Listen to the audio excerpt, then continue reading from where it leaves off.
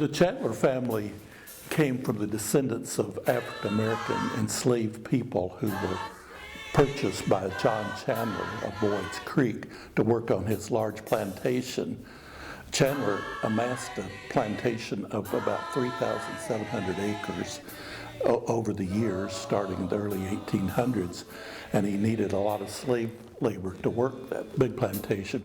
But the slaves that lived there were part of the family, and it's a very special place from that standpoint. They lived there, they did the cooking, the cleaning, and the farming. And a lot of it was tobacco farming, and so they did a lot of hard work, the family members that were slaves there. During the Civil War, the men in the Chandler family all left for more places south of here because of their political leanings, and left the women folk along with the slaves to maintain the plantation. When the war was over and John Chandler returned, the slaves were all freed at that time, but most of them had nowhere to go, and he offered them land to live on and a share of the crops and some money if they would stay on and work at the plantation for him. So many of the men stayed, and their wives and their daughters did domestic work at Wheatlands long after the Civil War. They didn't have a surname up until that time, so most of them took the surname of Chandler.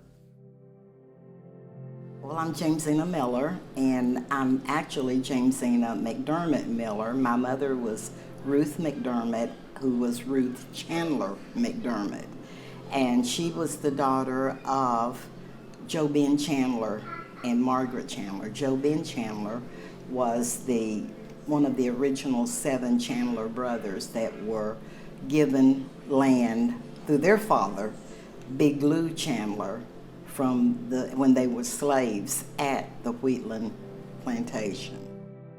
Big Lou was actually the paternal father of the whole Chandler clan, and he was a slave at the Wheatlands. Miss Dale was a very compassionate person, and Jeannie was her beloved cook. Big Lou was her son, and Miss Dale took him under her wing, so to speak, as a grandchild. And when the slaves were freed, he was special to her, and she made sure he had property that he could farm and survive with his family, which was a large family. When he married, he had 14 kids. After Miss Dale decided how she wanted to share her wealth with Big Lou, there were several of the descendants of the family that stayed on, and because they only knew domestic work or labor on the farm, she gave them employment. And Padge was one of her favorite employees that was a descendant of Big Lou's. And he was her cook. He replaced Jenny. Jenny was the mother of Lou. And so Padge then, when Jenny was not able longer to work or left, Padge became her cook and made all of her favorite recipes. So he had a sister named Celia. Celia was their maid. Padge was the cook. Celia, his sister, was their housekeeper and lived pretty much in the house with them because of the domestic connection. Celia had an unfortunate experience with the owner of the home, and as a result, there was a child conceived, Gene Chandler. And he then became a source of concern for Celia because he was an illegitimate child, and she was already married to one of the Chandler brothers. So, but to avoid confusion and strife, she let him, the child, live with another one of the brothers, which was my grandfather, Joe Ben Chandler. And she later moved to Knoxville herself so that she didn't continue to have to deal with the problems. But Padge stayed on as the cook.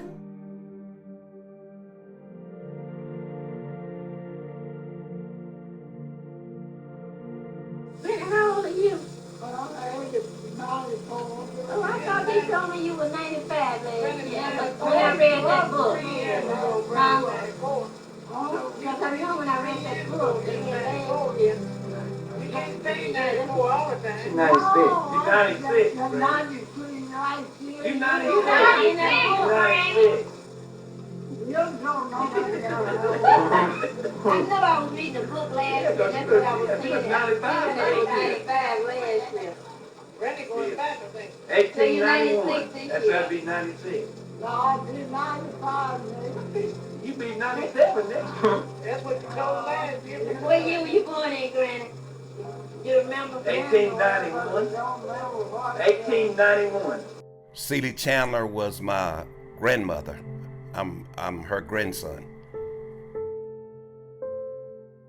I think that my grandmother, how she had to live, and really in that situation, sometimes people had to do things that they probably didn't want to do in order to survive. She had this kid and she had to survive some kind of way.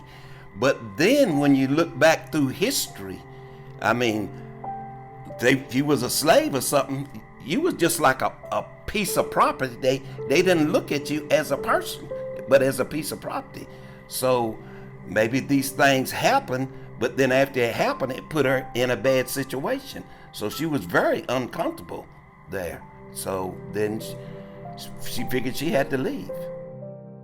The unfortunate situation that happened with Celia that led to the birth of her son resulted in the legitimate son of the owner having a conflict with his dad. He was very concerned about how the impact it was having on his mother and took matters in his own hand, and in a fit of rage attacked his dad, and ultimately the father succumbed to his injuries. And when she moved to Knoxville, and her brother also moved there too, because he helped support her. He worked at Kern's Bakery. I can just remember my grandmother washing clothes, ironing them and starching them. And, you know, they didn't pay her a lot of money. Sometimes it'd be like $2 or $3 or something like that. And I can remember even when she come to Wildwood, she'd do the same thing. She would get me sometimes and bring me back to Boyd'sCreek, because she'd do Uncle Joe Ben's, their laundry and stuff like that. And I'd be the one, you know, they had these big kettles. You'd have to put a fire in it and boil it. You know, you put all these clothes in there and you boil them. And to me, she was just a hard working woman. And then what she sets the stage for my life, because she was a Christian lady. But at the same time, she was strict. She was strict, but she wasn't mean. Everybody loved them caramel cakes. I mean, then I can remember even making these little, I guess it's called peach turnovers. She'd get some dried peaches, let these peaches dry out in the sun. Then after they dried out in the sun, then she put them in a bowl where they stayed in the water for about a week. And then when she made them little peach turnovers, it was awesome. I mean, awesome, man. Nothing like it. That's Celie right there, my grandmother. And that's me next to her, and that's my daughter. These are the quilts that she made. And I'd say it's probably over 2,000 of these quilts. Just about every Chandler that you know she's made them a quilt. And then it had to be hard work, because when she'd get the cotton, she said she'd get raw cotton. And I don't know what she really meant by raw cotton, but then she'd take these little things, had these little prongs where she just kind of grade that cotton out, getting the seed out of it before she even put it in the quilt.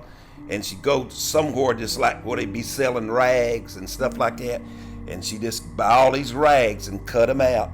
Then she made a quilt. And I mean, this was hard work, man. I mean, and she didn't cost nobody a penny. She'd give them. She just give them away. One thing that she really taught me that stayed with me the rest of my life is to love Jesus. She loved Jesus, and by taking me to church and instilling this in me, that's why I'm a pastor today, because of what she put within my heart. My grandmother had such a kind heart. I mean, it was open to everybody. I mean, it just all kinds of people to come out and spend like the night. And even at that, you know what she'd do? She'd wash their clothes, iron them, and all that good stuff. I mean, that's just the kind of woman she was. I mean, she's my hero.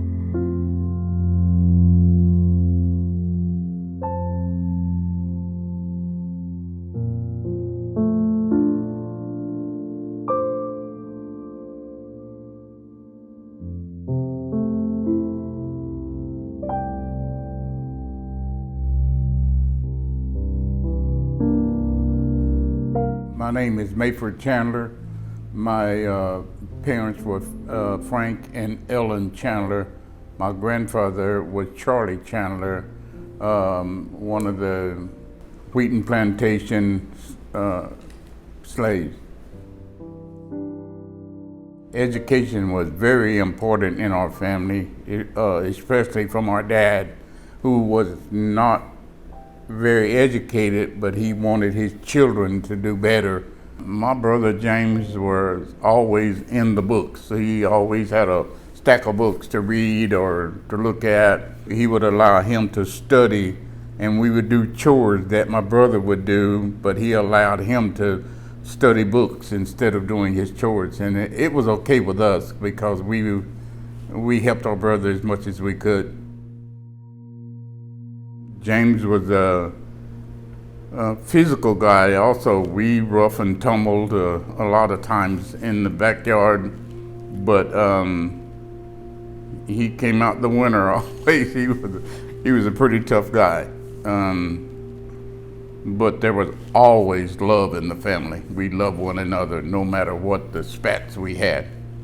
But and James continued his education. He went to school.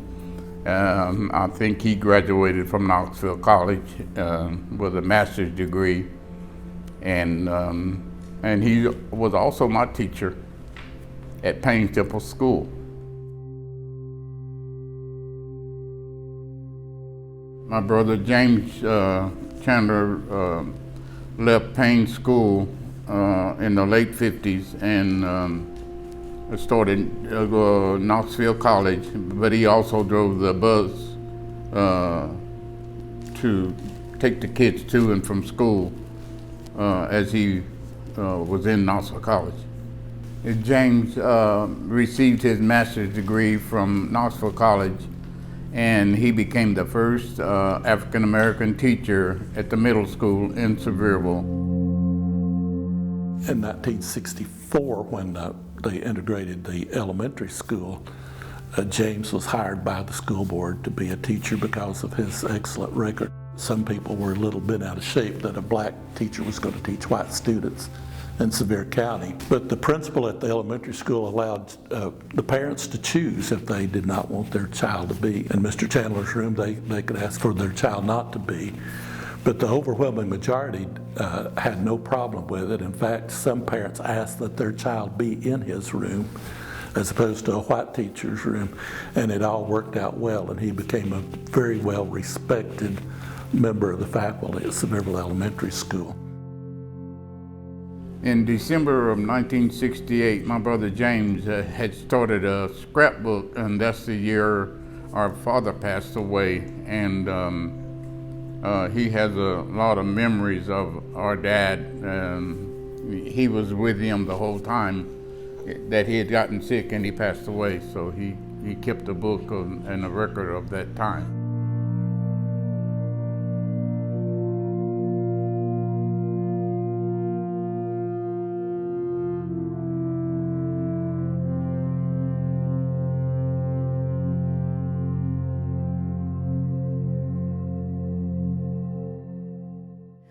Well, the Payne Temple School actually originated on a plot of land and a building on the Boyd'sCreek. Mr. Payne owned some property there, and he knew the Chandlers were struggling with education and with religion. And they were meeting in different people's homes. They were doing homeschooling before homeschooling was in style, so to speak.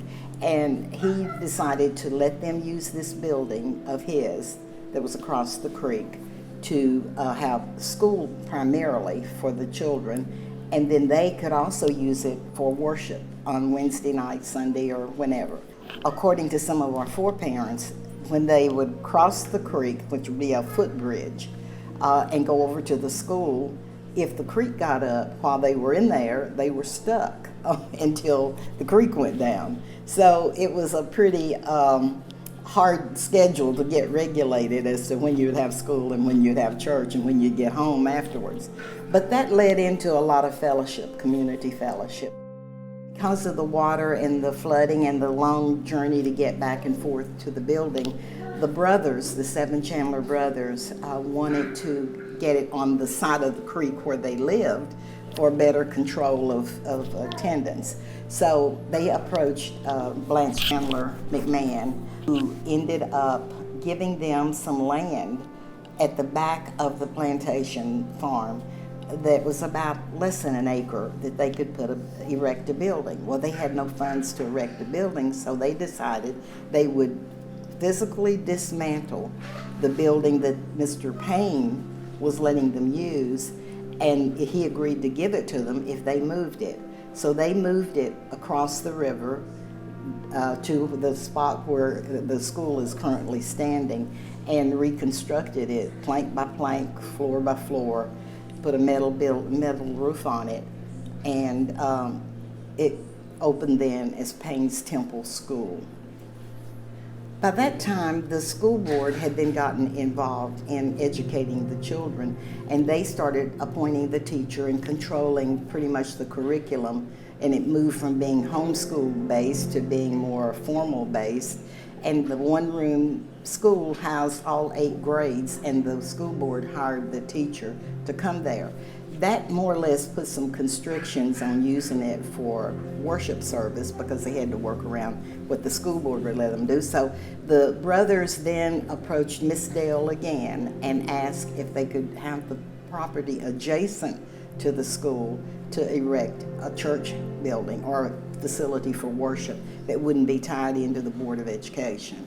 And she agreed to give them just a little more than an acre of land adjacent to the school. And as long as it was used for worship, she was giving them the right to the land. But if at any point they abandoned it and did not use it as a church service building, it was to revert back to the Chandler heirs, the McMahon-Chandler heirs.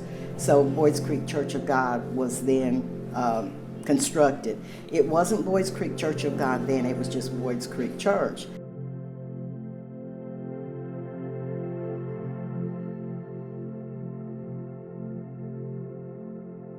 They had a vision for having a permanent structure that could be a worship center.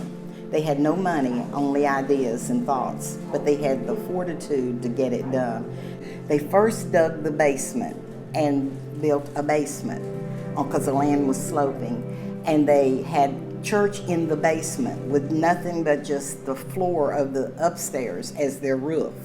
Unfortunately, the basement kept flooding because they didn't know really how to do a good drainage system, so they kept adding concrete to the basement, and before you knew it, the basement was too short. And so we still live with that era, because if you go into the basement of the church right now, you have to watch or you'll bump your head in several different places. But that was because they were not architects, they were not engineers, but they had a vision. So then they built the basement, built the upstairs, put a tin roof on it, and started having the services upstairs with their new preacher that they had just recruited from Johnson City. The first pastor which they recruited out of Johnson City was Elder Jesse Evans, and his family came down and moved in with the Chandler family, and thus became the Boyd'sCreek Church of God. At the time that we were having services, the congregation did all the singing. It was congregational singing. My grandfather and his brother, Joe Ben Chandler and Richard Chandler, were the choir leaders, and we sang out of songbooks that was donated, or we'd go to churches where they no longer needed their songbooks. When Elder Kaiser came, his wife was a piano player. She was a musician, and she saw there was no piano at the church, so she found someone to donate a piano, brought it to the church, and then she would play for the congregation to sing. And then all of a sudden she decided that this was not leading where we needed it to go. She realized there were some of the people in the congregation that had really, really good voices, because she would have something called all-night singings and would make everybody stay and sing, and you had to sing individually. What she was really doing was auditioning you. And we had one member who was very, very, very shy, and she came one night to one of these singings and sung, and Sister Kaiser, I called her Sister Kaiser, heard her, and she said, "Where's Peggy?" When the next Sunday when we had church, and they said, "Oh, she don't come to church because she wears overalls all the time, and she won't come." And so, but she came to the all-night singing. So Sister Kaiser went to her house and recruited her. I said, "You come if you wear overalls, whatever you want to do, you come. I want to have you sing." Well, Peggy ended up giving in and came after many, many visits by Sister Kaiser. And she had a beautiful voice, and she started to be really the song leader of the choir, and sung she'd have people in tears. She could sing so beautifully. Her name was Peggy Chandler. My name is Peggy Chandler. Peggy Chandler, okay. And your mother? Okay, and your father was? Frank Chandler. So you got how many brothers and sisters? There are 8 sisters and 4 brothers. My name is Nicole Hendricks, and Charlie and Celia Chandler are my great-grandparents. Charlie is one of the original 7 brothers that descended from the Wheatlands. Growing up in the church, my mom, Joella, was the youth leader of the church, and she would always make us sing. Our family would, every time we get together, we'd always end up singing. So singing is in music is in my blood.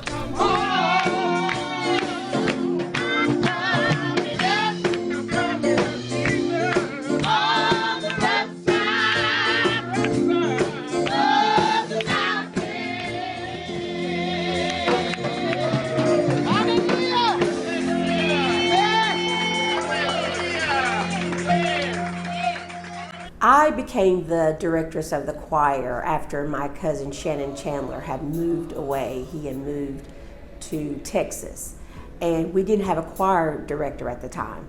So my sister Wanda kept telling me, "You need to be the choir director." And me being so shy, I was like, "No, I'm not. I don't want to do it."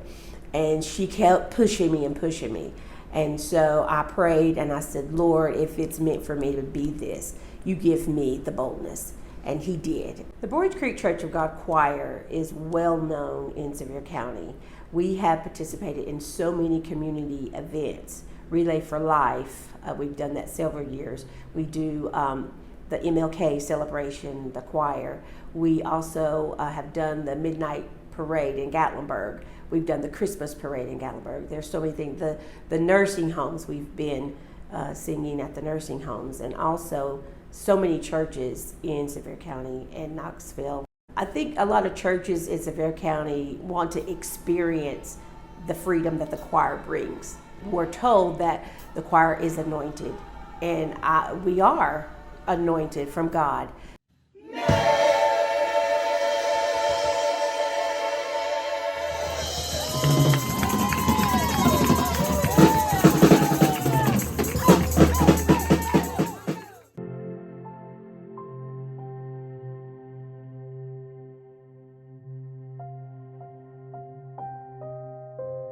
Once the slaves were freed from Wheatlands, they had only been trained in doing domestic work, the women, and the men field work, farming. My grandfather was Joe Ben Chandler, and he was married to Margaret Chandler, he was not a slave himself, but he was a descendant of Big Lou. He was the son of Big Lou, who was a slave. So all he had knew was a trade. Because the farming that he was required to do to keep the land that Big Lou was left required growing tobacco. He didn't believe in smoking cigarettes, and he believed it so strongly that he wouldn't grow tobacco. So therefore, he was cut out of the property that was left to Big Lou because a tobacco allotment went with it. So he had to move, and he became a sharecropper on another farm up the road still in Boyd'sCreek. And Margaret had to take a job as a cook, and she found a job in the Trailway bus station, the steakhouse. And she and my mother, who was her oldest daughter, worked there as cooks in the steakhouse. My dad, James McDermott, came out of Etowah, Tennessee, and he was the one that was helping the other brothers recruit workers from his family who were brick masons, block builders, and concrete masons to build the church at Boyd'sCreek. So he was a chef cook, and the rest of his brothers were construction people. So they sort of migrated to Sevier County, and while he was cooking at the steakhouse, he met my mom, and they got married.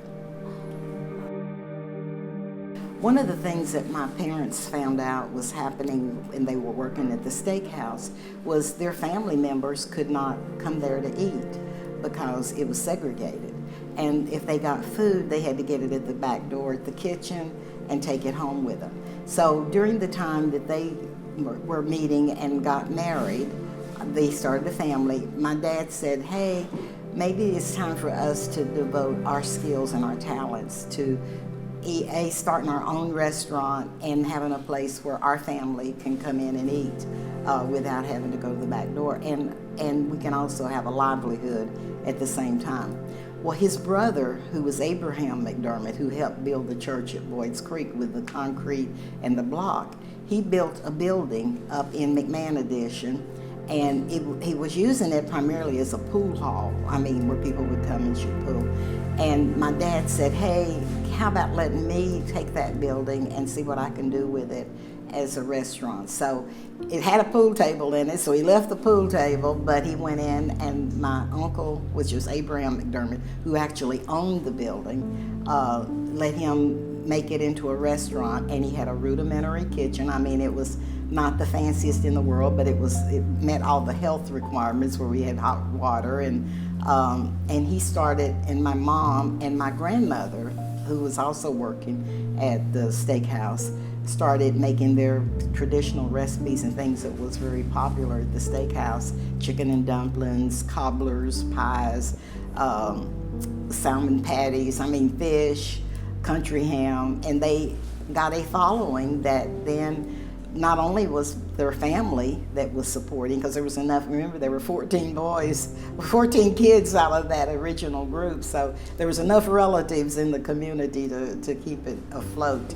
And then of course they kept the pool room. So it was a combination of a pool hall, restaurant, and a social activity place with a jukebox.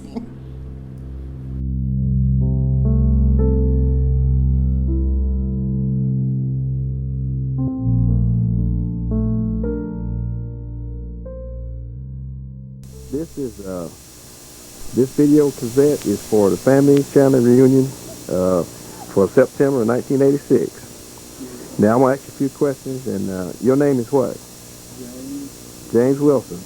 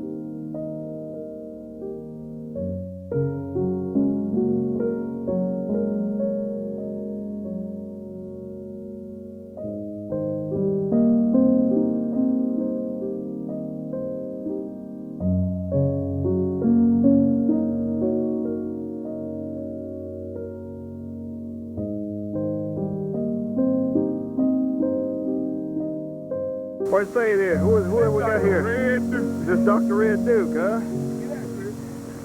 Yeah, get Chris out of the car. Okay, listen to me. Let me ask you here a minute, and I just want you. You know I know your name, but I want your name here for the videotape. My name is Mr. Okay, Mr. Larry McDermott. Okay, Larry McDermott. Mr. Christopher Chandler. Christopher Chandler. Okay. And, All right now. we are the Minded Life. Well, listen we to are me. so tough. Well, listen. I tell you what. When we do surgery, we do it right. Well, listen. Now, what I need to know now. I need to know who your mother and father, and I need to name your brothers and sisters. I have a mama called Miss Ruth McDermott. Okay. I have a brother called Jackie McDermott. Okay. And James McDermott. Jeremy. Okay. We make money, and we so fine. Oh Lord.